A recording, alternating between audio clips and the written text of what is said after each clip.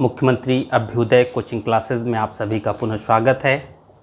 हम लोगों ने पिछली क्लास में जो बात हम लोगों ने की उसमें हम लोगों ने ये देखा कि जहांगीर, नूरजहां, अकबर, इनके विषय में बात हुई। जब जहांगीर की बात करते हैं तो जहांगीर के साथ नूरजहां का भी संबंध स्वतः ही जुड़ जाता है और जहांगीर के ही समय में शाहजहां का उत्कर्ष होता है। शाहजहां एक ऐसा शासक जिसके हम शासनकाल को मुगल कालीन स्वर्ण युग या मध्य काल का स्वर्ण युग हम लोग कहते हैं। लेकिन हुआ क्या कि शाहजहां के जो हम लोग शासनकाल का अध्ययन करें तो हम ये देखते हैं कि वास्तुकला के क्षेत्र में शाहजहां के समय कार्य तो बहुत हुए, लेकिन अगर वास्तुकला को छोड़ दिया जाए तो जो मुगल साम्राज्य के पतन की पृष्ठभूमि है वो भी शाहजहां के ही समय में ही दृष्टिगोचर होने लगती है। और कहीं न कहीं मुगलिया सल्तनत के पतन की शुरुआत भी शाहजहां के समय होने लगा, क्योंकि कुछ चीज़ें ऐसी थी जो शाहजहां ने उसका शुरुआत किया। जैसे उत्तराधिकार के प्रश्न को लेकर के संभावित उत्तराधिकारों की हत्या करने की एक परंपरा का श्री गणेश शाहजहां ने किया और फिर वो एक प्रक्रिया में आ गया, क्योंकि शाहजहां के समय हुआ, फिर शाहजहां के पुत्रों के बीच हुआ, फिर औरंगजेब के पुत्रों के बीच हुआ और फिर उसके बाद तो साम्राज्य निर्माता तक आ गए। ठीक, यानी हर शहजादा पिता जैसे ही बीमार होते थे वह सत्ता को प्राप्त करने के लिए प्रयास करने लगता था। उसके लिए जोड़ तोड़, गठन, गुटबाजी, ये सारी चीज़ें मुगल दरबार में एक अंग बन गई। क्योंकि शाहजहां के समय उमरा वर्ग जो था वो इतना शक्तिशाली नहीं था। मुगल शासक के लिए एक सम्मान की बात होती थी। शाहजहां के बाद जब औरंगजेब हुआ तो वो इतना योग्य व्यक्ति था कि उसने अपनी योग्यता के बल पर शासन चलाया। लेकिन औरंगजेब के बाद योग्यता भी नहीं, अमीर वर्ग में भी बहुत से कूटनीतिज्ञ व्यक्ति आ गए, बहुत से षड्यंत्रकारी आ गए, जिसकी वजह से मुगल साम्राज्य का पतन भी हो गया।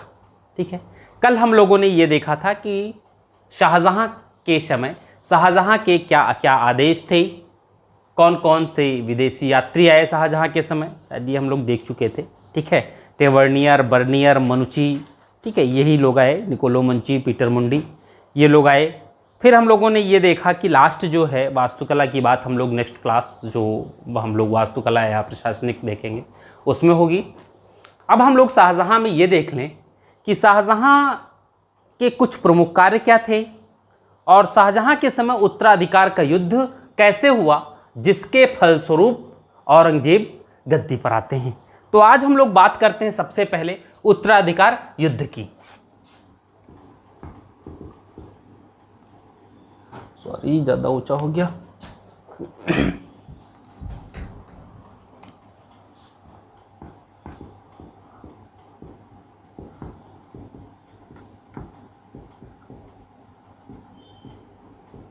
उत्तराधिकार का युद्ध। अब प्रश्न ये उठता है कि हम आखिर इसको उत्तराधिकार का युद्ध कहें तो क्यों कहें? क्या ये उत्तराधिकार का युद्ध था? कल हम लोगों ने बात किया था कि पिता के जीवित रहते हुए सत्ता के लिए पुत्रों के द्वारा किया गया संघर्ष उत्तराधिकार का युद्ध नहीं होता, बल्कि यह साम्राज्य के खिलाफ विद्रोह होता है। इसलिए हम लोग इसे उत्तराधिकार का नहीं, शहजादों का विद्रोह कह सकते हैं। जादों का गद्दी हेतु विद्रोह, इसे एक नया नामकरण हम दे सकते हैं, क्योंकि पिता के जीवित रहते हुए उत्तराधिकार की कोई बात ही नहीं आती, और जब उत्तराधिकार की कोई बात नहीं आती तो फिर उत्तराधिकार का युद्ध क्यों उसे वही दिया गया नाम। कौन से उत्तराधिकार की बात थी? पिता अगर ये कहता है कि मेरी मृत्यु के बाद मेरा ये बेटा मेरा उत्तराधिकारी होगा, तो क्या दूसरे बेटे जिनके विषय में उसने नहीं कहा, उन बेटों का ये नैतिक दायित्व तो हो जाता है कि वो पिता के खिलाफ विद्रोही हो जाएं? ऐसा नहीं होना चाहिए था।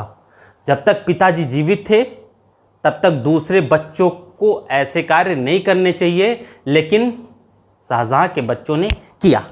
अब जब हम लोग शाहजहां के बच्चों की बात करते हैं तो उसमें देखिए 2 3 4 चीज़ें आ जाती हैं। जैसे शाहजहां के कुल बच्चे हुए 14 और इन 14 में से मात्र 7 जीवित रहे। कब तक? उत्तराधिकार के युद्ध तक। इन 7 बच्चों में पुत्र 4, 3 पुत्रियां। पुत्र तो उत्तराधिकारी हो सकते थे, लेकिन इन पुत्रियों ने भी किसी न किसी भाई का पक्ष लिया और उत्तराधिकार के युद्ध में पूर्ण रूप से सहभागिता निभाई। ठीक है, अब देखिए इसमें हम लोग आते हैं कौन कौन। सबसे पहले पुत्र है दारा शिको। ठीक, कहते हैं सबसे बड़ा बेटा था दारा शिको। दारा शिको की जब बात आती है तो हम लोग इसे लघु अकबर की भी बात करते हैं, क्योंकि इसमें यह कहा जाता है कि अकबर की प्रतिच्छाया थी, इसके काफ़ी सोच विचार या जो भी चीज़ें थी वो अकबर से मिलती हैं। ठीक है, इन्हें संस्कृत एक कलंदर शाह बुलंद इकबाल,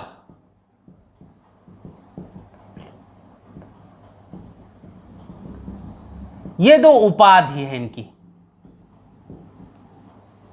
जो थोड़ी सी अच्छी उपाधि है। ठीक है, ये कहा गया। इसके अलावा जब उत्तराधिकार का युद्ध प्रारंभ होता है तब इन्हें कुछ और नाम दिए गए, जैसे रईसुल मुल्दिद।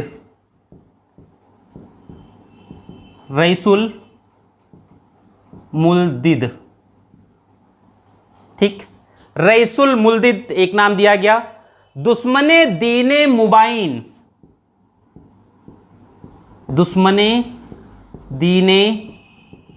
मुबाइन, ये 2 नाम दिए गए। कब? उत्तराधिकार का युद्ध प्रारंभ होने से पूर्व, ताकि दारा शिकोह को इस्लाम धर्म का विरोधी घोषित किया जा सके। इसका मतलब होता है धर्मद्रोहियों का सरदार।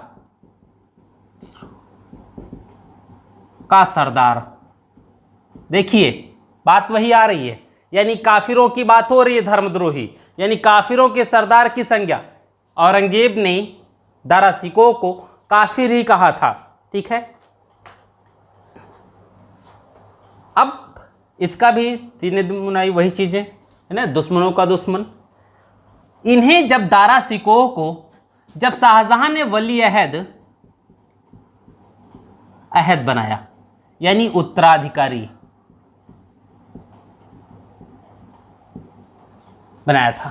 ठीक है, दारा पे क्वेश्चन आते हैं जिस पे हम लोग अभी और बात करेंगे। ठीक है, यही कर लेते हैं, अच्छा रहेगा। दारा पे एक तो जानी जाओ आप। ठीक है, दूसरा आप देखिए,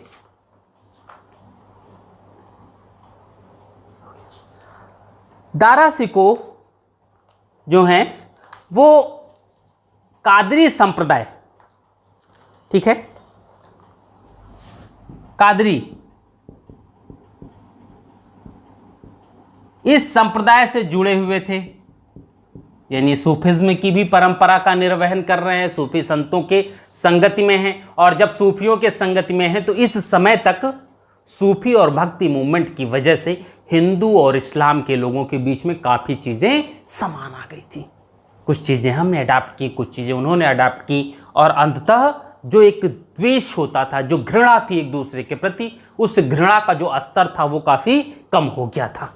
ठीक है, कादरी सिलसिले से जुड़े हुए हैं। इनके जो गुरु थे वो मुल्ला शाह दाऊद। ठीक है, कादरी सिलसिले के एक संत मुल्ला शाह, ये इनके हैं। ठीक है, ये पुराणों पर बात करते हैं, पुराणों का अध्ययन भी किया बंदे ने, पुराणों पर बात भी करते हैं। भगवत गीता और योग वशिष्ठ,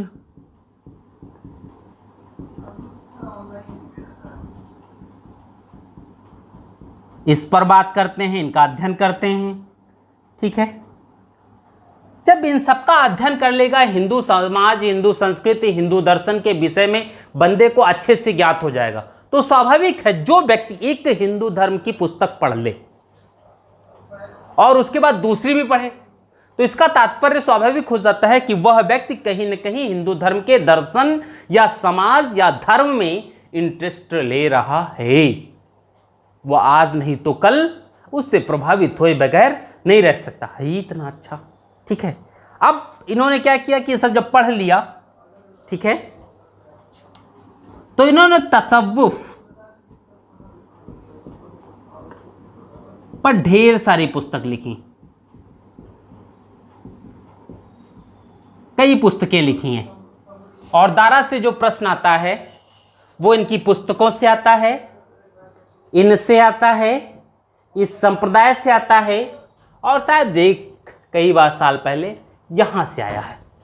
उपनाम शाह बुलंद इकबाल किसको कहा गया, इस चीज़ों से, ठीक है।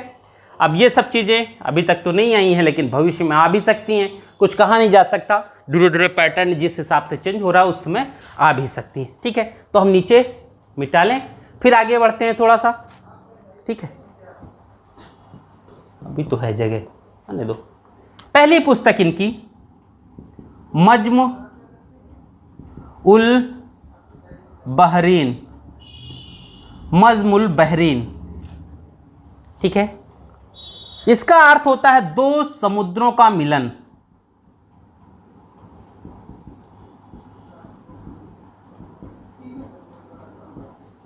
ठीक है, इस पुस्तक पे काफी प्रश्न पूछे गए हैं और इसमें देखा भी गया, क्यों? क्योंकि ये हिंदू दर्शन पर है, इसमें वैदिक ऋचाओं का संकलन है।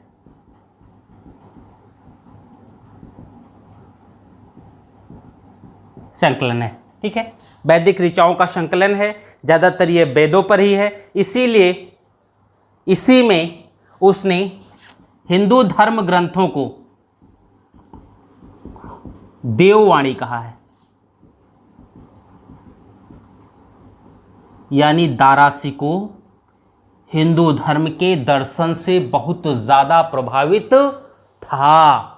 ठीक है, नेक्स्ट बुक देखते हैं, दूसरा, ओके आ तो जाएगा। ठीक है, दूसरा है सिर्रे अकबर।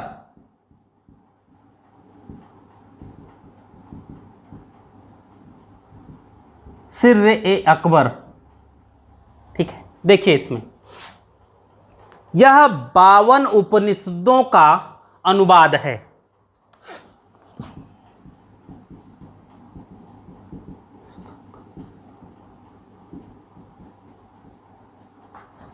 ठीक है,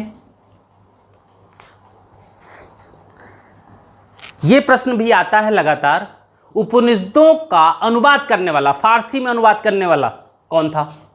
तो ध्यान रखिएगा, उपनिषदों का फारसी में अनुवाद करने वाला इस नाम से दारासिको। ठीक है, दूसरे जो पैटर्न चेंज करते हैं, उपनिषदों का अनुवाद किसने करवाया? दारासिको ने। उपनिषदों का अध्ययन किसने किया? दारासिको ने। पुराणों का अध्ययन अलबरूनी, ध्यान रखिएगा। ठीक है, सबसे पहले इन्होंने किया। अब नेक्स्ट आते हैं सफीनत उल औलिया, मिटा दें, जगह कम है।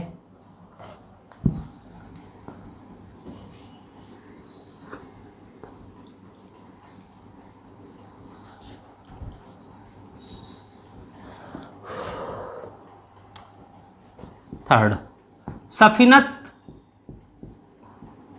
उल औलिया। ठीक है, ये बुक आ गई। इसमें क्या है बुक में कि दारासिको किस सूफी सिलसिले को मानता था? कादरी। तो सफीनत उल औलिया में कादरी सूफी संतों की जीवनी लिखी है। इतना कादरी सूफी संतों की जीवनी। ठीक है, नेट में शायद पूछा गया है ये सफीनत उल औलिया और शकीनत उल औलिया। ठीक है, फोर्थ सकीनत उल औलिया, सकीनत उल औलिया। ठीक है, इसमें सूफियों का जीवन वृत्त लिखा हुआ है। वहां जीवनी है, यहां जीवन वृत्त है। सूफियों का।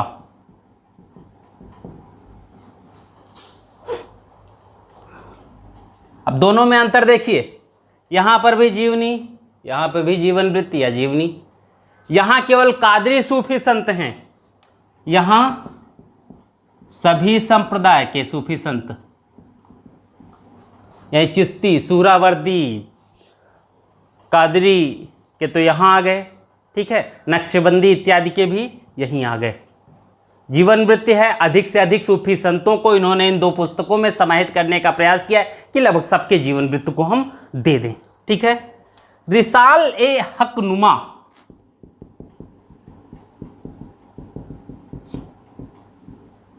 सोचिए शहजादा काल में इसने इतना किया, ठीक। अगर सुल्तान रहा होता तो कितनी रचनाएं, कितना इतिहास अध्ययन होता, ठीक है। तो चीज़ें थी ये बुक। अब रिसाले हकनुमा इत्यादि ज़्यादा पूछते नहीं है, इसलिए हम लोग इन पे ज़्यादा फोकस भी नहीं करेंगे, ठीक है। आते हैं अब फिर से नए।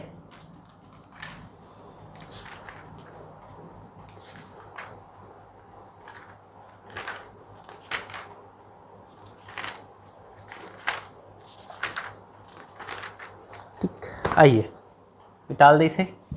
दारा हो गए, दारा के बाद शाह सुजा, शाह सुजा ये बंगाल के गवर्नर। दारा सिको हमेशा अपने पिता के साथ ही रहा, गवर्नरी उसे चाहे जहां दी गई, रहा पिता के ही साथ, पिता का भरपूर सम्मान करता था, पिता को वह छोड़ करके नहीं गया, ठीक है। ये बंगाल के सूबादार थे और धार्मिक दृष्टि से शिया संप्रदाय को मानने वाले, अधिकतर सुन्नी मानते थे, लेकिन यह धार्मिक दृष्टि से शिया संप्रदाय को मानता था, ठीक है। इसके विषय में यह कहा जाता है कि जैसे ये विद्रोह की हुई, इसने बंगाल में स्वयं को सुल्तान घोषित कर लिया और स्वयं ही अपने हाथों से अपने सिर पर ताज रख लिया था, भाई कुछ समय के लिए सुल्तान बन जाए, अपने मन से ही बन जाए, ठीक है। नेक्स्ट औरंगजेब,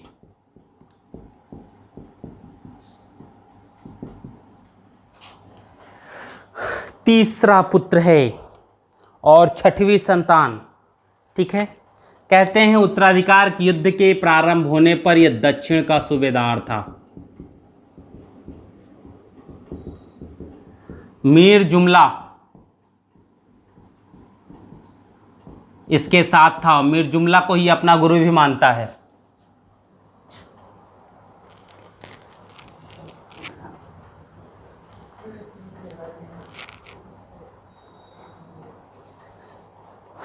ठीक। औरंगजेब ने जब पता चला कि पापा ने भैया को उत्तराधिकारी घोषित किया है अपना, और उनके मनसब में बहुत ज़्यादा वृद्धि कर दी है, सेना उन्हीं के नियंत्रण में दे दी है, तब इसने स्वयं को सुल्तान घोषित नहीं किया। इसने ये कहा कि पापा अगर इतना बीमार हैं तो पापा का मैं भी एक बेटा हूँ, तो ऐसा क्यों नहीं कि हम आगरा चल के देख ही आते हैं। तो भाई ठीक है, चलो तुम आगरा देखने आओ, पापा हैं, लेकिन क्या सेना लेकर के आओगे? ऐसा तो था नहीं। इसने एक रणनीति के तहत काम किया। इसने क्या किया कि मीर जुमला जो थे ये तोपखाना इत्यादि के प्रमुख थे, और इसने मीर जुमला को गिरफ्तार करवा लिया, जबकि मीर जुमला इसके पक्ष में थे।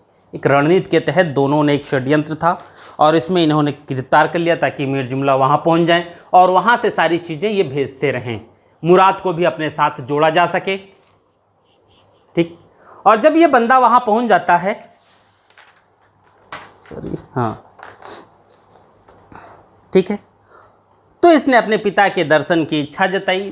दारा सिको ने यही कहा कि दर्शन करना ही है तो आओ, लेकिन सेना लेकर के ना आओ।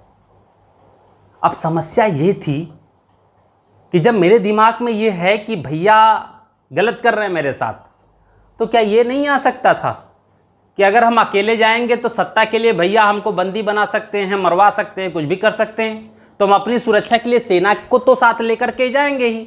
यहाँ पर भी ठीक वही होता है, सेना लेकर के जाते हैं, लाख मना करने पर भी सेना सहित गए। और जब सेना सहित गए हो और मैदान में पिताजी चले आए, बता दें हम एकदम ठीक है तुम लोग वापस जाओ, तो भैया दर्शन कर लिए वापस जाना चाहिए। तब तो तुरंत मांग बदल गई, विधर्मी दारा नहीं रहेगा, क्योंकि दारा का समर्थन कई राजपूत कर रहे थे और वो ऐसे राजपूत थे जिनमें सैनिक योग्यता बहुत अच्छी थी। औरंगजेब का समर्थन सभी कट्टर समुदाय जो भी सुन्नी धर्म को अच्छे से मानते थे वो सब कर रहे थे। ऐसे में स्वाभाविक था कि समस्या बढ़ती। अंततः युद्ध हुआ और फिर चीज़ें आई। नेक्स्ट, मुराद।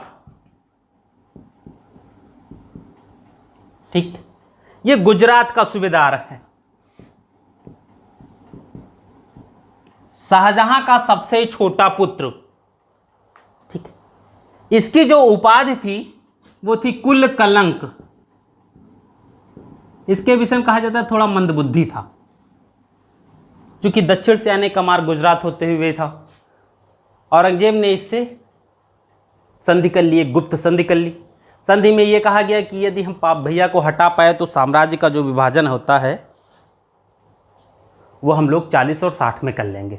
60% हमारे पास रहेगा, 40% तुम्हारे पास रहेगा, 40% के तुम राजा, 60% के हम राजा, न तुमको दिक्कत हो ना हमको दिक्कत हो, दोनों लोग राजा, मज़ा रहेगा। अंत में मुराद और औरंगजेब एक साथ हो गए और जब पहला युद्ध जीत गए, दारा को पराजित कर लिया, तब औरंगजेब को ये लग गया कि अब तो हम अकेले सब कुछ कर सकते हैं। तब उसने किया क्या, एक दिन अपने इस भाई को, मजबूत कद काठी वाले भाई को दावत पर बुलाया। ये अपने भैया के यहाँ दावत पर पहुँचे और कहते हैं कि इसे स्त्रियाँ भी बहुत पसंद थीं, मदिरा भी बहुत पसंद थी। औरंगजेब ने सुंदर स्त्रियों को मदिरा के साथ इसके पास भेज दिया। उन स्त्रियों ने इसे खूब दारू पिलाई, खूब मालिश की, और जब ये थक के सो गए, दारू के नशे में अच्छे से चूर हो गए, तब वो स्त्रियां बाहर आकर के सूचना देती हैं और कहती हैं तब औरंगजेब ने इसे इसकी चारपाई में ही, जिस पे सोया था, जंजीरों से बंधवा दिया था। बंधवाने के बाद कैद कर लिया और बाद में हत्या कर दी। एक भाई ये भी था, एक ये भी थे, तो ये चीज़ें थी। बाद में तो फिर साम्राज्य टोटल यही हो गया। ठीक है, अब देखिए पुत्रियां। पुत्रियां यहां दारा सिको।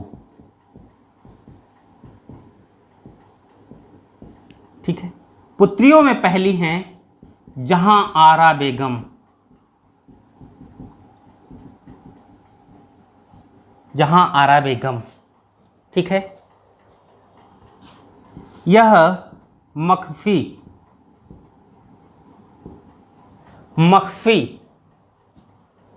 एक नाम है गुप्त। ये इस नाम से कविता लिखती थी, ध्यान रखना। जैसे गुलरुखी नाम से सिकंदर लोदी कविता लिखता था, वैसे ही जहां आरा बेगम मखफी नाम से कविता लिखती थी। इनका एक नाम दिया गया, साहिबा उज्जमानी।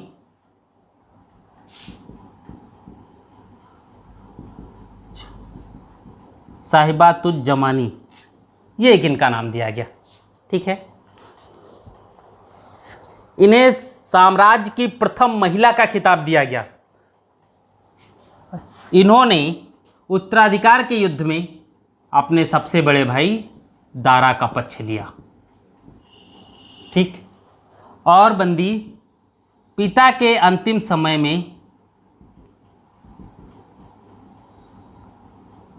यही साथ थी, क्योंकि पत्नी मरी गई थी। एक ही पत्नी से प्रेम ही कर पाए, दूसरों और कोई मिली नहीं या किया नहीं, इतना ज़्यादा प्रेम था मुमताज़ से। ठीक है, तो कहते हैं उनके अंतिम समय यही इनकी जीवन साथी थी और इसने ही अपने पिता की पूरी सेवा की। यहाँ तक कि एक बार की घटना है, शाहजहां को बड़ी प्यास लगी थी, औरंगजेब भी गया। शाहजहां ने पानी, लोटे में पानी ले रखा था।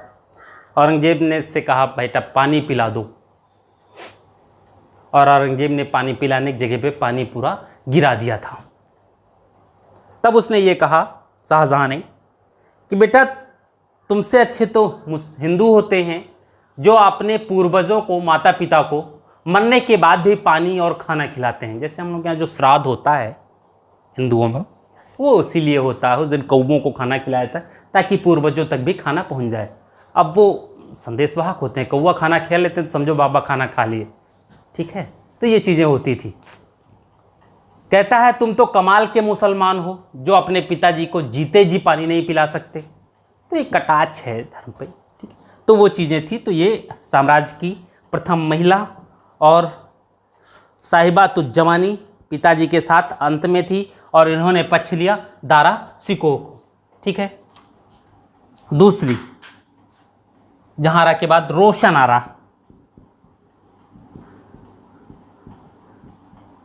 रोशन आरा आई, ठीक है। इन्होंने औरंगजेब का साथ दिया क्योंकि ये दरबार में ही रहती थी। तो इसका काम क्या था कि दरबार में होने वाली प्रत्येक कार्यवाही, होने वाली प्रत्येक बात की सूचना औरंगजेब को देना, ठीक है। यानी जहांआरा दारा सिकोह को सुल्तान बनाना चाहती थी, रोशन आरा औरंगजेब को सुल्तान बनाना चाहती थी, और तीसरी बहन गौहन आरा यह मुराद को सुल्तान बनाना चाहती थी और यह मुराद का पक्ष लेती थी। यानी सूचना मुराद के पास ये भेज रही थी, ठीक है। यानी जासूसी बहनें कर रही हैं और भैया लोग कार्रवाई कर रहे हैं। बस शाहसुजा ऐसा था जिसकी कोई बहन थी नहीं कि उसकी भी कोई जासूसी या दरबार की सूचना उसके तक पहुंचा सके, ऐसा कोई नहीं था, ठीक है। लेकिन फिर भी चीज़ें हुई। अब हम लोग आते हैं युद्धों पर, क्योंकि युद्धों का जो क्रम है वो कई बार पूछा गया है। युद्धों की जो डेट है उसे मिलाने के लिए पूछा गया है। तो अगर युद्ध जो 4-5 लड़े गए उनकी डेट और क्रम देख लेते हैं तो उत्तराधिकार का युद्ध खत्म हो जाएगा, ठीक है। आइए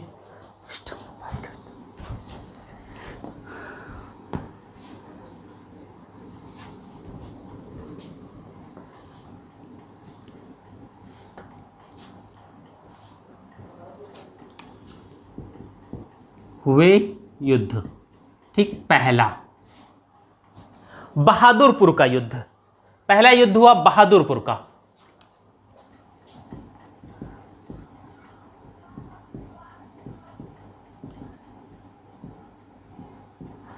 पहला युद्ध बहादुरपुर का फरवरी 1658,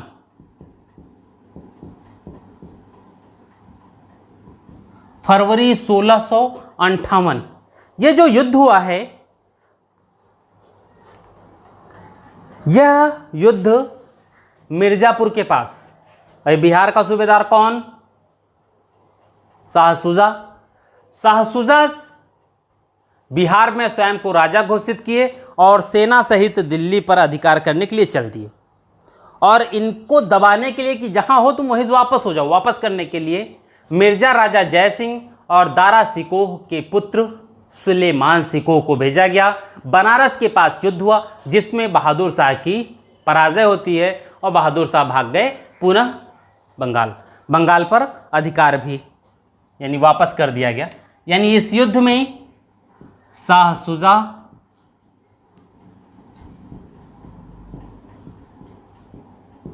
वर्सेज सुलेमान सिकोह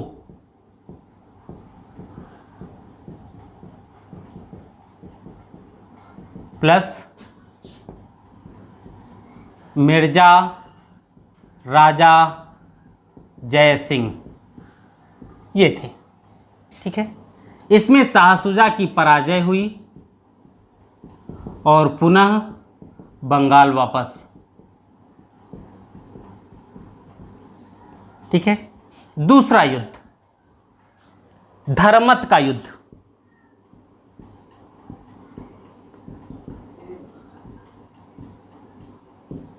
दूसरा युद्ध धर्मत का युद्ध अप्रैल 1658।